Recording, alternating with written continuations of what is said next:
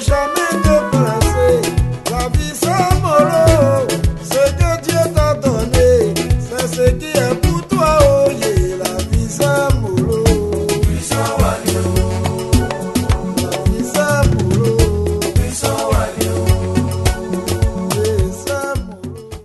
Amis internautes d'ivoire-tv.net, je vous dis bonjour, je suis Sarah Adouko. Babi au quotidien est votre nouvelle émission qui va traiter des réalités des Ivoiriens. Pour ce premier numéro, nous allons nous intéresser aux conditions d'alimentation des familles abidjanaises. Ainsi, dans la première partie de cette émission, nous avons rendu visite à deux types de familles, l'une aisée et l'autre moins aisée dans la commune de Yopougon. Ensuite, dans la seconde partie, nous allons échanger avec des jeunes gens plutôt débrouillards, comme on en trouve un peu partout à Abidjan, pour savoir comment ils arrivent à assurer les 3 repas quotidiens. Tout d'abord, dans la première partie, nous commençons par Dame Brigitte, une ménagère plutôt aisée que nous avons suivie au marché de Port-Boué 2 dans la commune de Yopougon. Topé Brigitte fait partie de ces quelques rares ménagères à Abidjan qui arrivent à supporter la cherté des produits vivriers sur les marchés. Pour elle, aujourd'hui est un jour comme tout autre. Les provisions, elle en a fait suffisamment chez elle. Et elle se rend au marché de Port-Boué 2 à Yopougon juste pour se procurer du poisson. Elle n'est pas là, elle va faire monnaie, elle va venir. Ça j'ai choisi.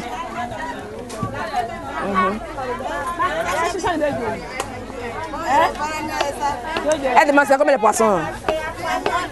Ah, merci. Oui, oui. Merci. Comme quoi, bien que la tendance soit à la précarité financière dans les ménages abidjanais, certains arrivent tout de même à sortir du lot. C'est vrai que certaines familles arrivent à s'alimenter normalement, mais par contre, il y en a d'autres qui n'arrivent même pas à assurer les 3 repas. C'est le cas de Dame Dibi qui habite à Yopougon, ci-dessous.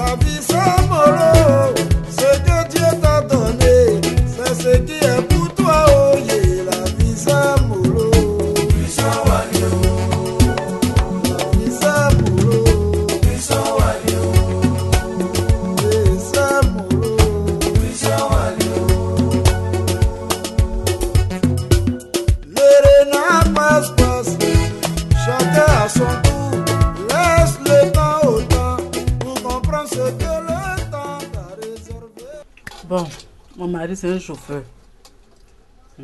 C'est un chauffeur. Avant ça allait un peu bien, mais maintenant là, ça ne va pas trop. Parce que la voiture qui roulait là, c'était une bonne voiture. Mais à cause de la crise, bon, les voitures étaient ramassées. Bon, maintenant ils ont récupéré la voiture, mais elle est vieille. Donc ça fait que ça le fatigue. Donc il s'arrange et puis il vient à la maison.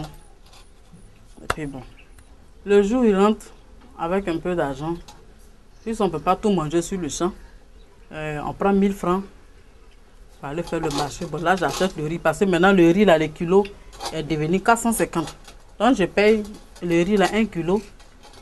Et la sauce, je prends 500 francs pour faire. Bon, quand je dis 500, bon, 500 francs, vraiment, c'est vraiment trop.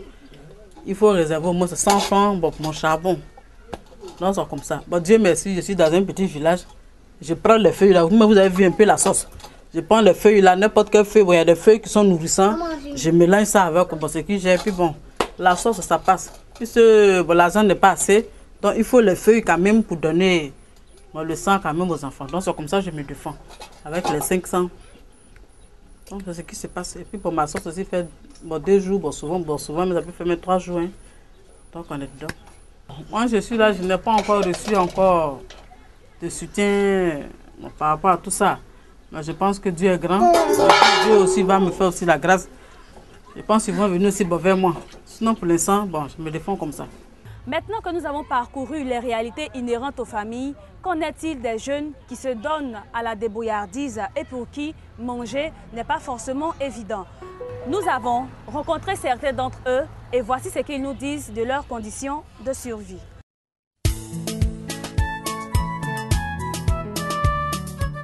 Est-ce que vous avez un menu précis ou varié? J'apprécie le garba.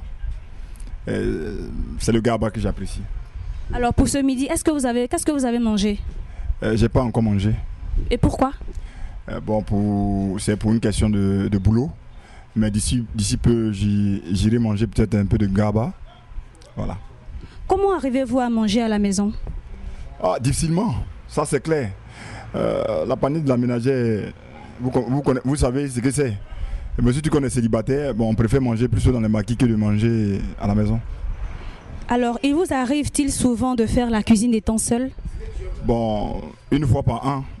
Pourquoi une fois par an? Jamais le temps, toujours parti.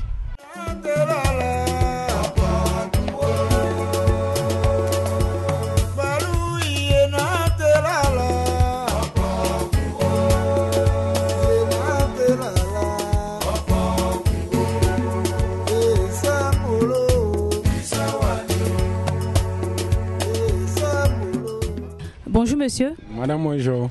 Bon appétit parce que vous êtes à table. Merci. Alors pourquoi vous mangez précisément dans ce restaurant? Bof, ce qui est sûr, le repas est bien fait.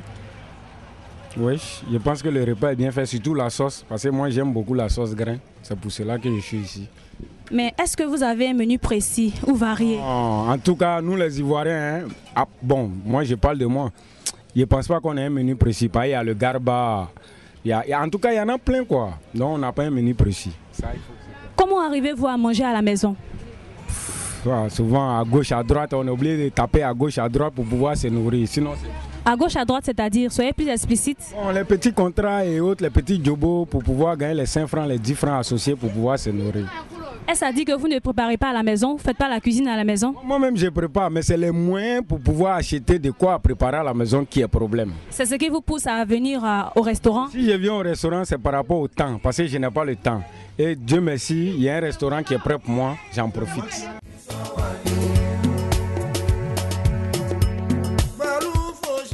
Alors Dieudonné, est-ce que vous avez un menu précis? Pour répondre à c'est dur.